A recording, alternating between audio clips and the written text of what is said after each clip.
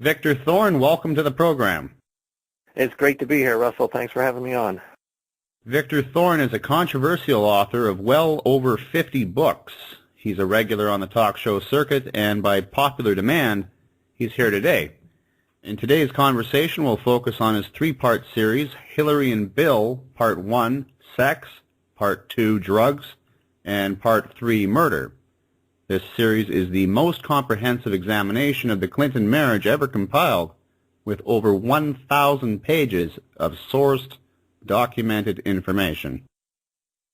Victor, why pick on the Clintons? Bill is still considered to be one of the most beloved presidents of all time. I mean, the 90s were good, right? And now Hillary's going to run for president again, and perhaps it's the return to Camelot.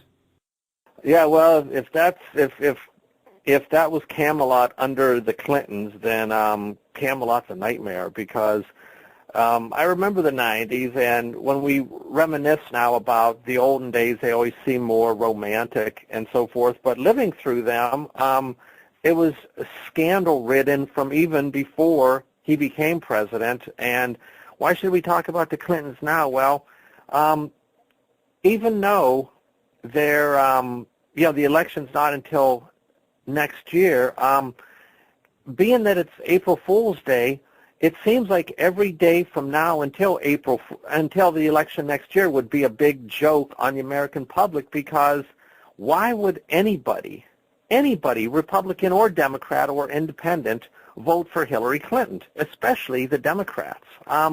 Will women say, well, she could be the first women president? Well, there's so much evidence that Hillary Clinton hates women. She's a misogynist more than any other woman in American political history. She despises women and attacks them at every turn.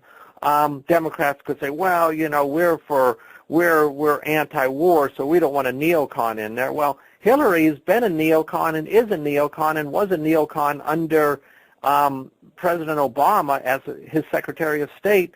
So she's a complete warmonger, and anyone that does their research on her realizes that real quickly. Finally, when it comes to the liberals, and they're like, well, we're for transparency and openness and freedom. Well, Hillary Clinton she's like Nixon in an orange pantsuit. I mean, she's the most suspicious, paranoid, secretive, untransparent politician we've ever had. So in every category, you just go down a list and check off, like everything is a big X against her. There's no redeeming qualities whatsoever for Hillary Clinton. And I guess the big question we'd have to ask is, there's an old saying, America or a country gets the politicians they deserve. Well, I would ask every one of your listeners, Russell, do you think we deserve her and her husband? I mean, it's a package deal. It's always been a package deal. Do we deserve them? I say not. And, we have to do, in my opinion, everything humanly possible not to allow this travesty to happen again, because not only would Hillary be in the Oval Office, but do we want Bill Clinton back in the White House again, doing the things he did back then? I just say no. Well, if a government is scandalous, however benevolent and liked by the people, then why not? Say that again? Repeat that again? If a government is scandalous, corrupt, however benevolent and liked by the people, and times are good, then who cares? Let's assume that all politicians are corrupt. Well, you reach a point of critical mass where, during the 90s, Hillary always says, what didn't you like, the peace or the prosperity? Well, the prosperity was artificial to begin with, and as we saw that it was, there was a huge tech bubble that the economy was based upon in the mid to late 90s. So, right after 2000, 2001, when Clinton left office, that tech bubble burst, as we all know, and we had a lot of problems. And also it was built upon this fake bubble that was the beginning of the bubble of housing, which popped again under George Bush. So when it came to peace, we have to remember that Bill Clinton wasn't exactly, innocent in that terms ever. And if you search his history like we did in these three books on the Clintons, you see that his ties to Iran-Contra are very, very evident, especially when it came to the little airport in Mena, Arkansas, where all the drugs were coming through. So, you know, it's easy to gloss over this stuff and say, oh, it was peace and prosperity, but it really wasn't. And when you look at the cultural decline and what we especially see now with cultural Marxism, this all started and came to the forefront under Bill Clinton, where it's like, well, it's his personal life, what does it matter? Well, once you get over that and there is no, you know, judgment, there is no consequences for actions, there's no retaliation for lying under oath as the President of the United States. All of these things now have expanded greatly, but they all started under the Clintons. So, you know, we have to be careful on how we reminisce about their presidency. When you say don't vote for Hillary, who do you endorse as a candidate? Well, I don't like politicians in general, so I'm not saying, you know, like I didn't vote for Barack Obama in 2008, nor did I vote for him in 2012, but never once did I tell people to go out and vote for John McCain or Mitt Romney either. So I'm highly, highly suspicious of all politicians, and you know, back at least 10, 15 years ago, there was at least somewhat of a viable third-party candidate. You know, they only get 1% of the vote, but in the last two elections, there wasn't even a third-party candidate that made it to the ballot in Pennsylvania, where I live. So when you ask me who am I saying to vote for, I guess when I examine politics, my philosophy is more who do you vote against more so to prevent them from going into office, as opposed to who do you vote for because you support them or you're you know, fired up and inspired by them. It's regrettable, highly regrettable, that Barack Obama fooled so many people with his magic tricks in 2008 with Hope and Change. And, you know, beginning in 2007 for American Free Press, which I write for every week, you know, I must have written 150 articles warning people over the years about Barack Obama. Well, sadly, not enough people listened, and they fell under the hypnosis and under the spell of Obama. And as we now know, 6 years later, we have a catastrophe on our hands with this president. And you know, it's an old magic trick. Pull the rabbit out of the hat. That's all Obama did, and people fell for it. Why? Because he could give a good speech, and with his neuro-linguistic programming, he could bring people under his spell, and they were hypnotized, and they went in and voted for him, and this is what we got. So, how do you mean neuro-linguistic programming? Well, there's so many techniques, and it would take way, way too long to describe it here, but all anyone has to do is go onto Google, punch in neuro-linguistic programming, Barack Obama, or just the subject in general. And, you know, it was started by a psychologist named Eric Erickson, and it's a whole variety of techniques that are used by statesmen or politicians and so forth. And it's little subtle, almost subliminal tricks that they use to cast people under their sway and put them in a spell. And, you know, I've read numerous books on the subject and, you know, watched some videos. And when you see firsthand how these people do it by repeating certain phrases or using hand motions or all of these different techniques, that it's hypnosis.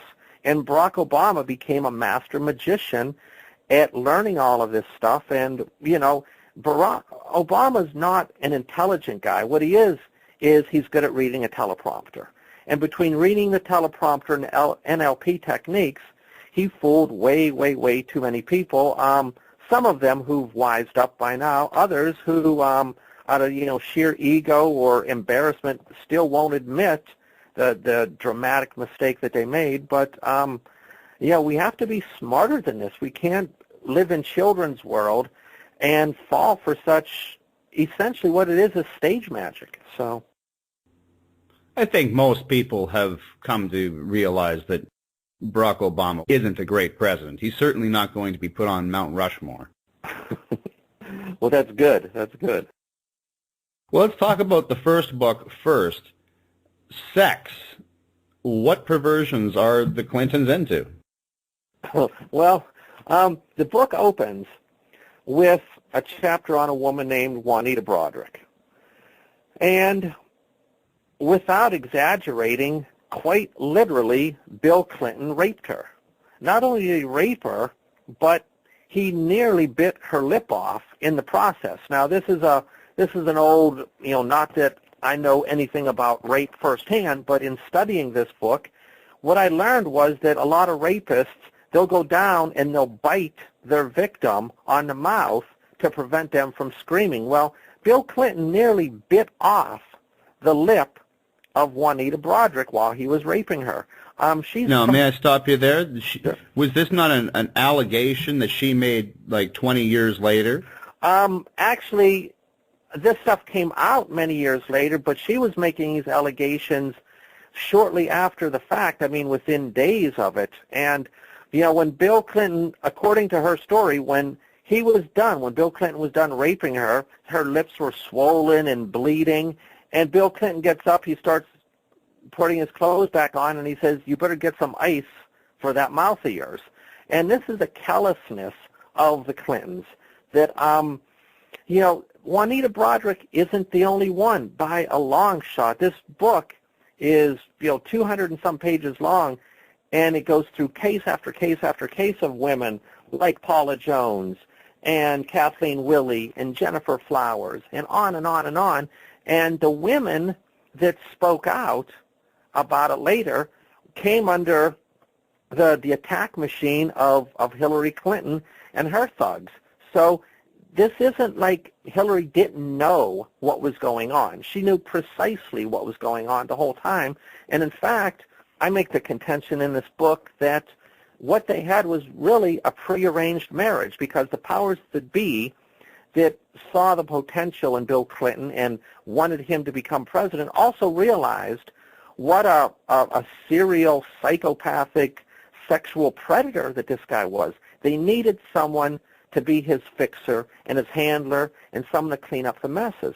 So they hooked Hillary up with Bill, and they've been a team ever since. This is sordid beyond sordid. And, for someone who claims to be a champion of women's rights, if you examine the history of Hillary Clinton and what she's done and has had other people do to women, it's appalling beyond words. So who in their right mind, whether they're a feminist or not, would want this type of situation back in the Oval Office? It's beyond my comprehension, because they're evil, despicable people.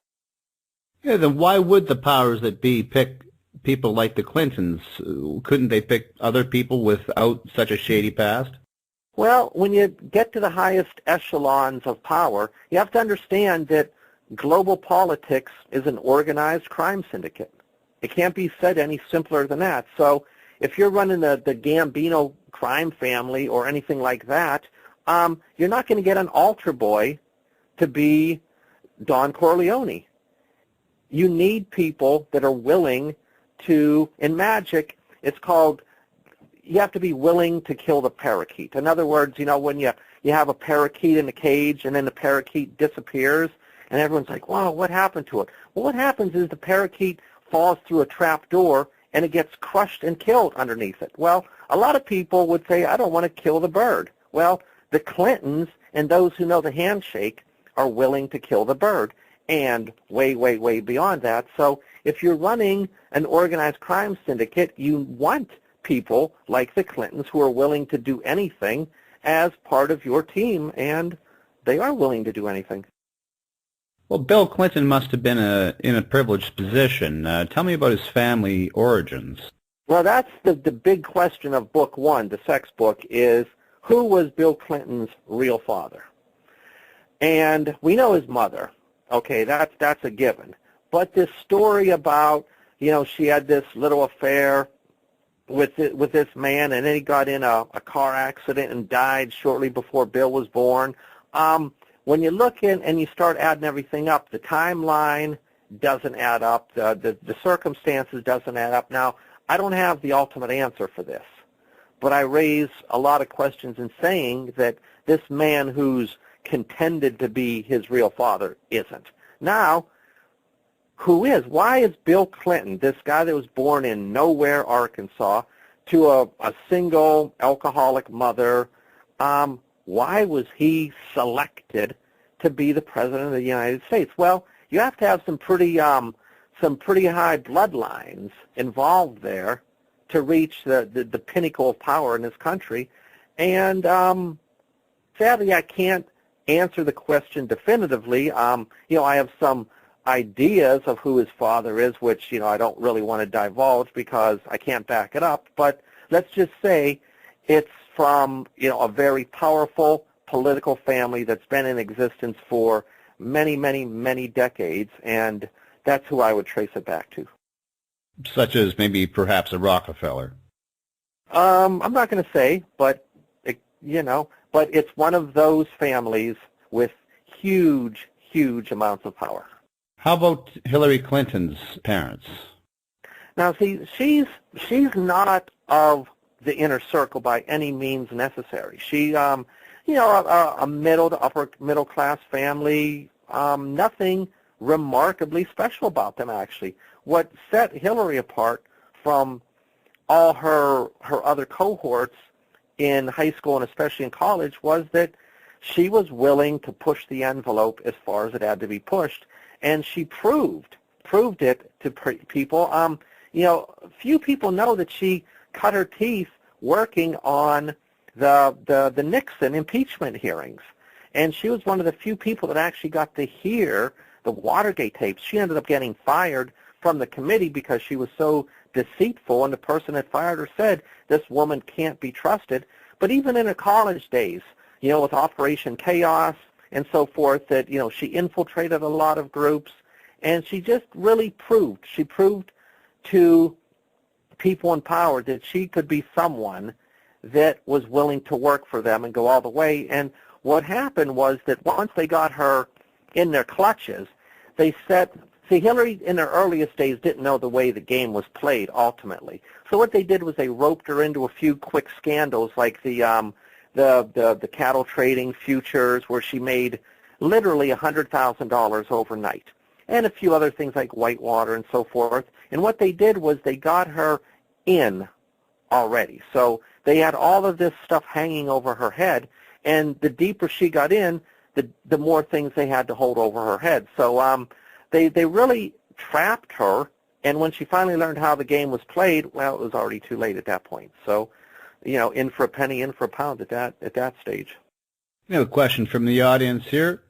Ask about Hillary's time and use of the pedophile cult Children of God, the Family International. Well, I don't know anything specifically about that, and I'm pretty certain I didn't include any of that in the book. But what's interesting is that in the last couple months there's been all these revelations about Jeffrey Epstein and how he was taking these trips to what was called Pedophile Island. And one of his frequent co-flyers during these trips, and I think it was 12 times or 16 times, was Bill Clinton. And I interviewed somebody for an article for American Free Press that really had the lowdown on this guy, and you can find the article on AmericanFreePress.net and read all of the details. But, this Jeffrey Epstein had, 20 different ways of communicating with Bill Clinton, his personal emails, personal phone numbers, everything like that. And he was in like Flint with Bill Clinton, and Clinton was going to this island with Jeffrey Epstein. So even though it doesn't directly answer the question, because I didn't have any information on that, in a timely fashion with Epstein, Bill Clinton is right there alongside him. Birds of a feather flock together. So, that's the best I can do on that one. It's a comment from the audience. The Clintons were the first fake family in the White House, but the Obamas are a magnitude more advanced in their fakery. Would you agree?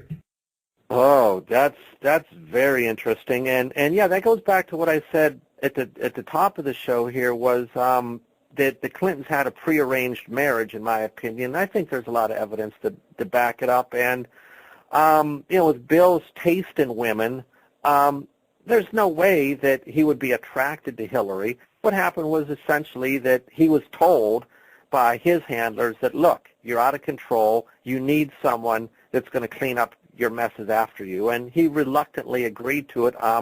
There's scene after scene of their battles in the White House, flying lamps and, Hillary's fingernails across Bill's face and fights and brutality and threats of divorce. Now, when it comes to the Obamas, I don't know how much I want to go into this, but there's many stories floating around about these people that I don't think the real truth will come out for another 10 or 20 years after they leave office.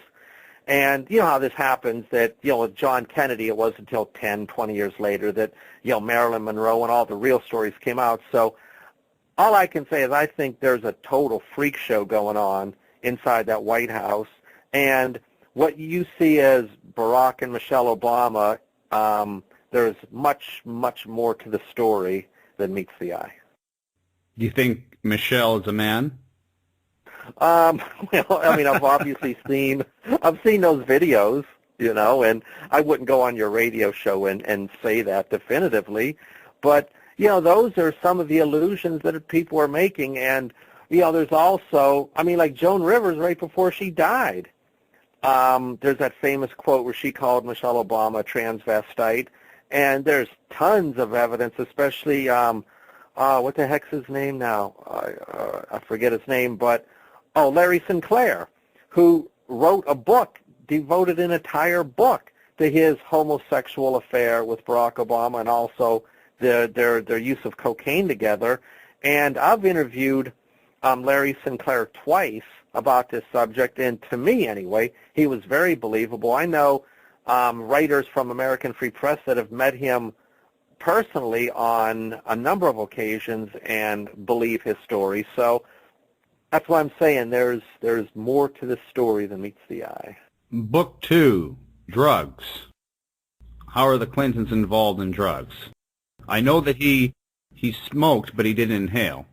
Yeah, he didn't inhale. Not only did Bill smoke marijuana, he also was a pretty hardcore cocaine user for a lot of years, as is recounted in these books. By the way, these books can be found at www.wingtv.net. That's WINGTV.net.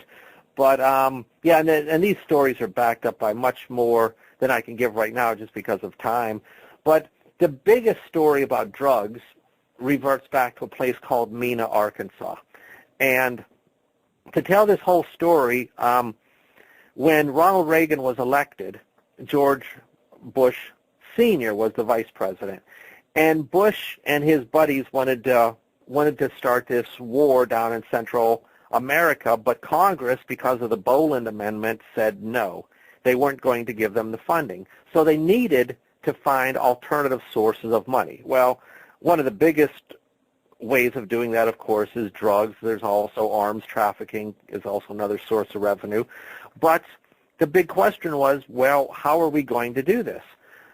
It ended up that after flying weapons down to Central America, these planes would bring cocaine back on a return flight so they didn't have to deadhead back. Well, what are they going to do with this? Where are they going to land it? You can't just land it in New York City or Chicago or something like that. So they found one of the most remote places in the country, this little airstrip in Mena, Arkansas, and this is where they flew the drugs in, the cocaine in. Bill and Hillary were the co-governors at the time in Arkansas, and they were working hand in hand with George Bush Sr.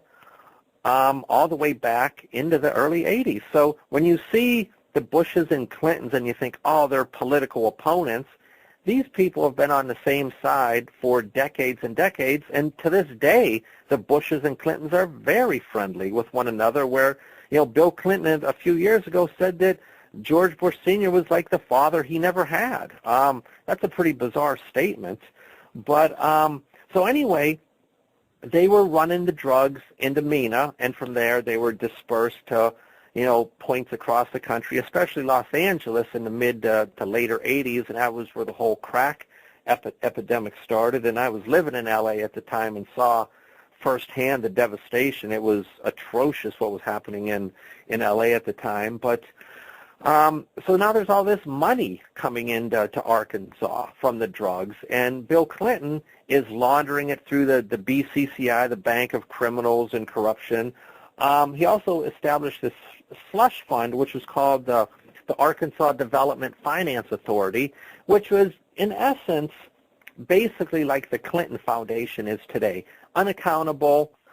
They don't have to reveal where the money's coming in, what it's spent on, and basically it was their own private money fund that they could use to finance their further campaigns, to pay off hitmen, on and on and on, silence witnesses, give it to women so they wouldn't blow the whistle on Bill.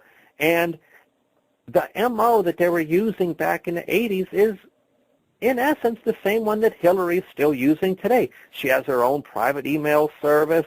Everything's off the books. She set up her own private intel operation. She almost wanted to have her own little army while she was Secretary of State. So what Hillary learned back in those pivotal days as co-governor of Arkansas has proved to be very handy to her these days. It was a wealth of information and experience, and she learned her lessons well.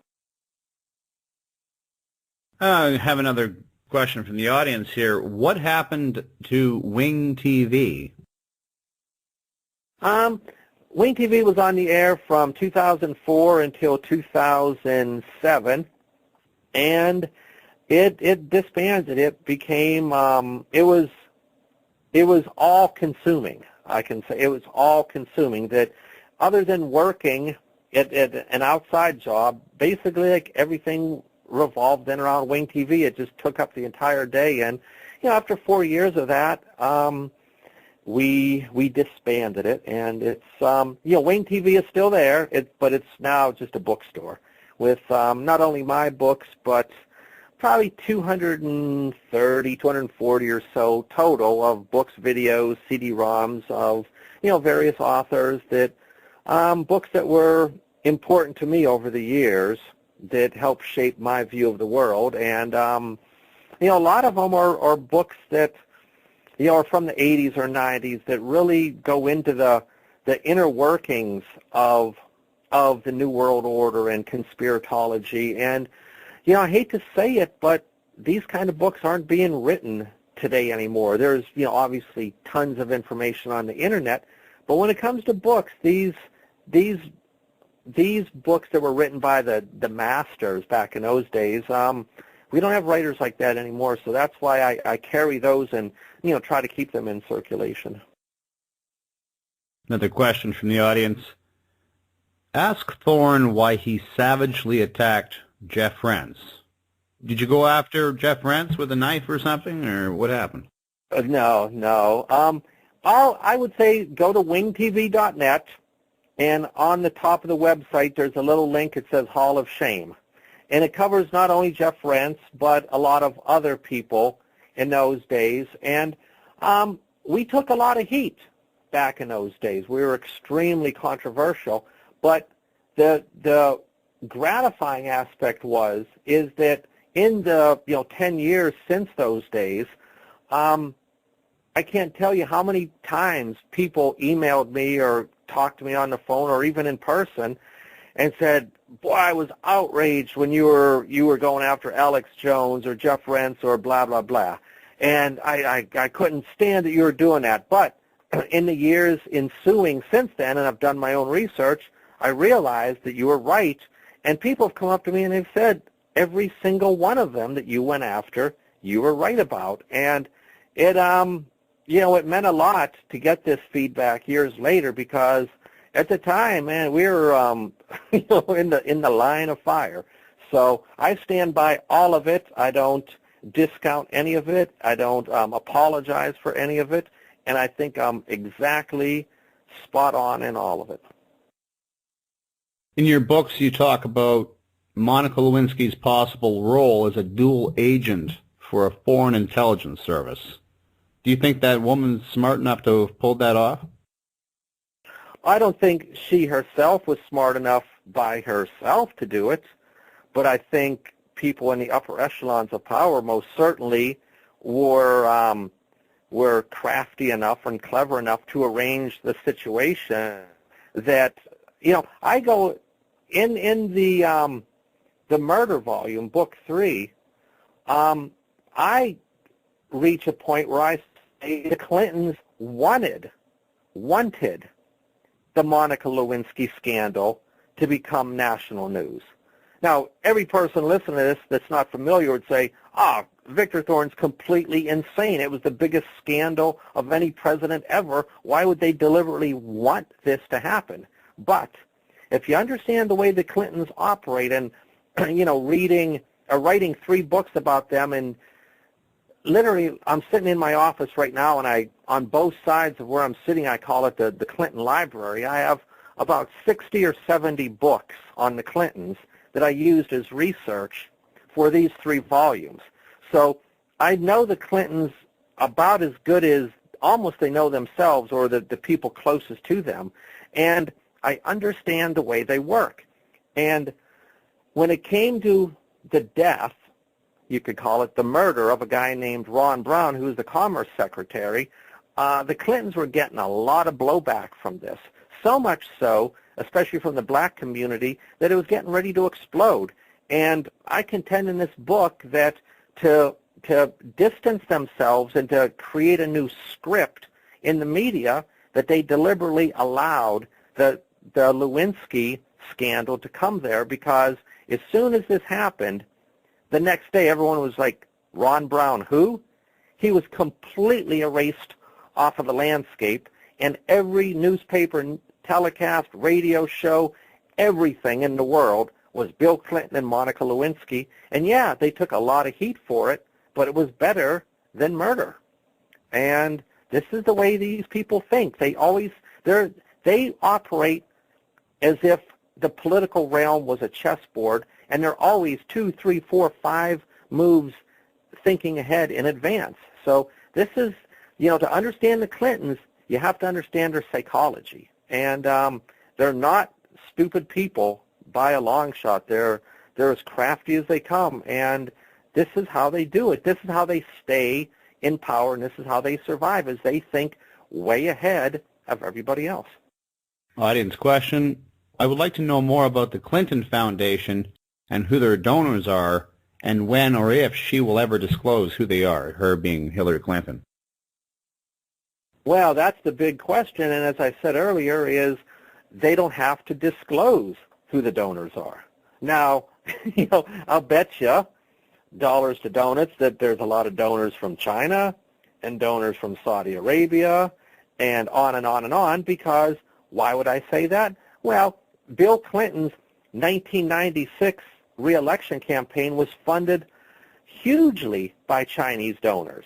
And this whole thing, that's one of the reasons why Ron Brown, the Commerce Secretary, had to be eliminated, because he was Hillary's bag man, and there was an investigation, and he was coming under fire. He went in to see Bill Clinton. He said, look, I'm too old to go to prison. His son was also involved in it too.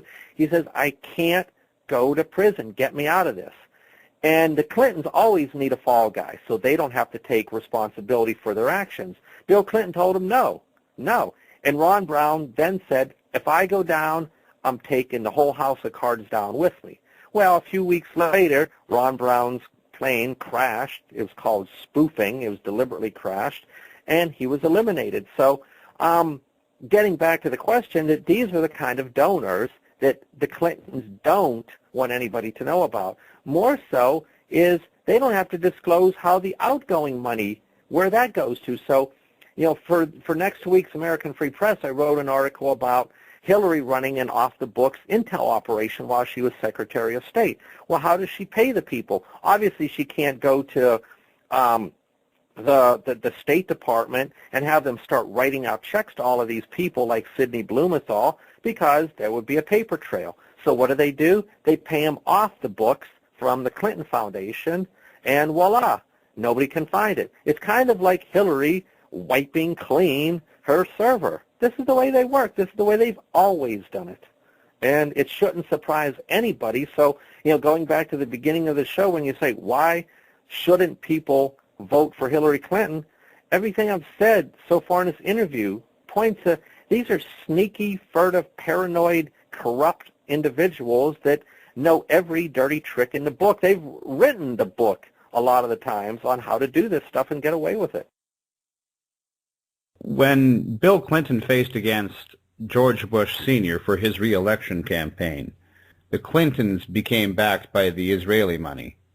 Was that not the turning point in that campaign? Well, that very well could have been, for sure. And I have a theory on the way the political game works. And here's what it is, real quickly. Since John Kennedy was elected until Barack Obama leaves office, from 1960 to 2016, 56 years will have passed. Okay? In those 56 years, 28 of them have had a Republican in the White House, and 28 of them have had a Democrat in the White House. So what happens is we see a pendulum back and forth, and that's the only way that they can keep it working is to keep both sides happy. So for, you had 8 years of Clinton, 8 years of Bush, 8 years of Obama. I think next time it's going to swing to the Republicans myself. But when you had 12 years then of basically a George Bush Sr. presidency, at least a shadow presidency, 8 under Reagan and 4 under Bush Sr., that the pendulum had to swing. And these political families don't have a problem throwing the fight. So when Bush Sr. ran against Bill Clinton, it was known beforehand that, look, you were president for 12 years, you were CIA director, your involvement in the Kennedy assassination is well known, you've been in the game, it's time to take a powder, so to speak, and we're going to let the new boy in. And George Bush Sr. is like, yeah, well, how can I, it's like, read my lips, no new taxes. And then he raises taxes. So what he did was he self-sabotaged himself for the good of the game, and he rolled over and paved the way for Bill Clinton to come in. And like I said, Bill Clinton definitely is from the bloodline. He knows the handshake. And it was basically one political family opening the door for the other political family. And then with the understanding, I'm sure, that, okay, we're going to let Bill Clinton in for 2 terms, but you got to let my boy then in, George Bush. We have to let him in. And, okay, that's the agreement. But then, well, geez, George Bush, 9/11, we're going to put all, man. Then the Democrats are saying, okay, well, but then we're going to put a Marxist in. And not only are we going to put a Marxist in, we're going to put in a black Marxist. And so each time they keep upping the ante, and everybody has to sell a pound of flesh to keep it all working. So George Bush Sr. just rolled over and said, okay, he can have it, with the full knowledge that his son then would become president afterward. Audience question here again. Who is Victor Thorn working for? Is he a high-level government operative? And is his real name Victor Thorn? No, I write under a pen name. If I was a government operative, I would be making much, much, much more money than I'm making now. So I write for American Free Press. I also write for the Barnes Review. Used to write for Paranoia magazine before they went under. And I run my own little publishing company and distributorship. And between them all, I can make a go of it. You said earlier that Hillary is more of a misogynist than anyone. Where do you get that information? Well, you have to look at her Dirty Tricks campaign, and Kathleen Willey, who was the woman that Bill Clinton groped in the White House, in the Oval Office. And what happened was that her husband had just died the day before. He was a contributor to Bill Clinton. He was a supporter of Bill Clinton. They supported him. So here she is, this grieving woman, comes to the White House a day or two after her husband dies, and Bill Clinton, oh, come on in, Kathleen, takes her into the Oval Office, takes her back to a corner and starts groping her. I mean, this is unbelievable. Well, Kathleen Willey came out, last year, I believe it was, and said Hillary hates women more than anybody.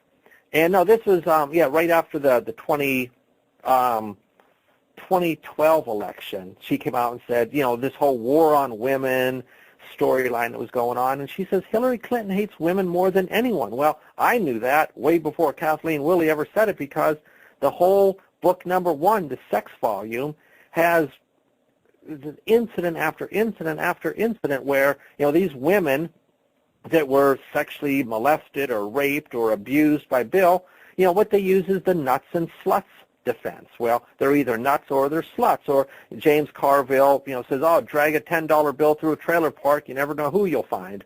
So they're marginalizing, just debasing these women, and Hillary is behind all of it. She gets her henchmen out there to do her dirty work for her, but she is a bona fide, undeniable misogynist. She hates women more than any woman or any man in America today.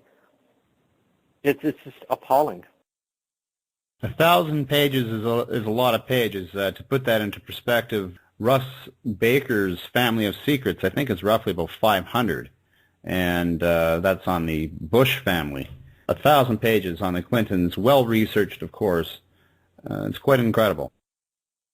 And I would say also, I'd add that I believe, if I can remember correctly, that there's approximately 1,000 footnotes in each book, not only, in addition to a bibliography. So 1,000 pages and 3,000 footnotes. So everything, every claim in these books are sourced by the footnotes going back to these books I said here in my Clinton library. So, anybody that doubts this can do their own research and find out that, there's multiple sources. I'm not the only one saying it, for sure. The Hillary and Bill Trilogy by Victor Thorn. Where does the audience pick up the book, and what website can they go to learn more about you? Yeah, I'm wingtv.net. That's W-I-N-G TV, wingtv.net.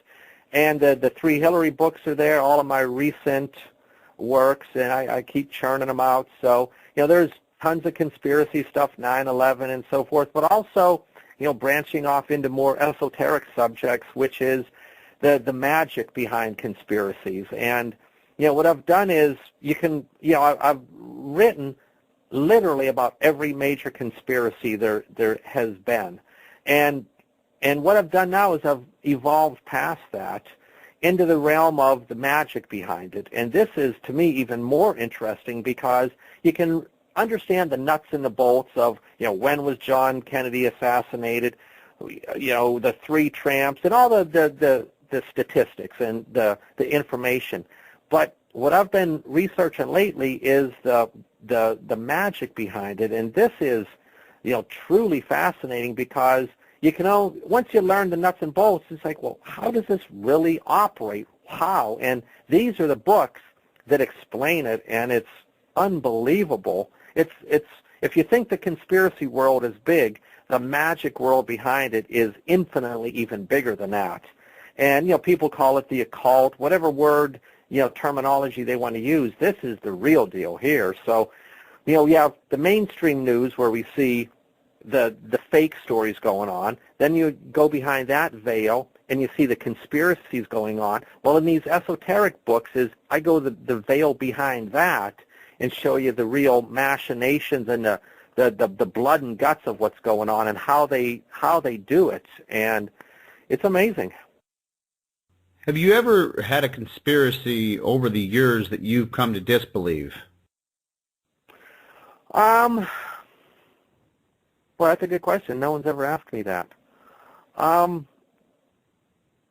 would answer it by saying I look at some of them differently than I did years ago, okay?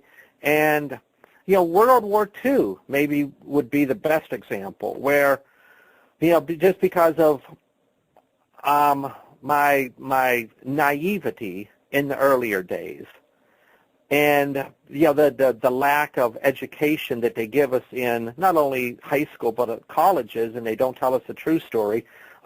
my understanding of what was going on in World War I and World War II is vastly different today than it was even 10 years ago. So, I wouldn't say the conspiracy, I came to disbelieve it because I don't, but I look at it differently now just because I have so much more information and because I've met so many people that were much more knowledgeable about this subject than me and schooled me on it, and now, the understanding is much vaster. So yeah, I think that would be the best way to answer that. Good conversation, Victor. I've enjoyed it. Well, thank you, Russell. I appreciate you having me on your show. And I wish there could be more conversations like this about not only Hillary, but the world going on around us today, because we need to look deeper into all this stuff. Victor Thorn, thank you so much for being a guest on the program. Thank you.